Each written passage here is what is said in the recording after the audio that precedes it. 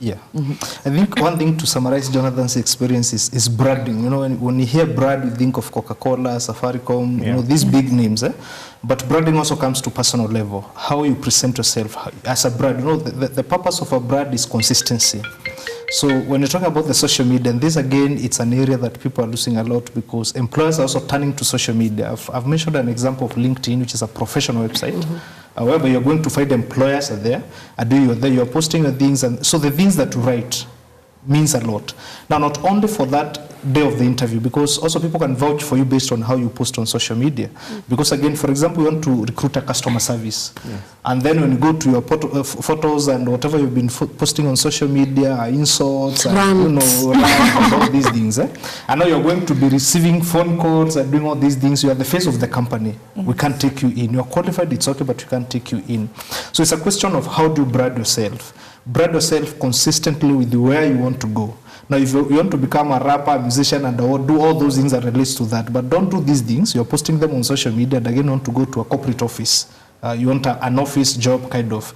So whatever you're posting on social media, how you're branding on social media, how you are naming yourself. He has talked about the email, the kind of emails that we're using, the names in the email. Let them show some level of professionalism. Now, number two skills that I've mentioned, one of the skills that we need to learn is public speaking, because again, public speaking cuts across from interviews to convincing people in a crowd. You know, how you talk, because there's talked about talking at the gate. And how you talk really determines whether you're going to be given that access or that point or not only for that day of the interview, but everywhere. You know, we have people who are like parrots. And they are parroting wrong things again. So you go talking wherever you are, you never know, your next employer might be the next person sitting next to you. And if they perceive you in a wrong way, remember it's a question of perception. You could be a very good person, but if you can't create a good impression for me, if I perceive you wrongly, whether you're good or bad doesn't matter. What matters is the perception that you create.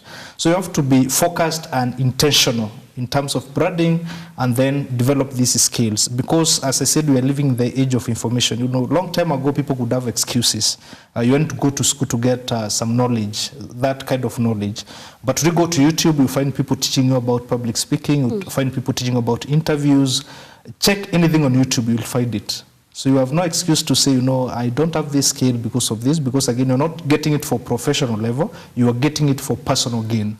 So go ahead, search for that information, because far and beyond your papers and your qualifications and everything, these soft skills are the ones that are going to open the doors for you to prove your academic prowess.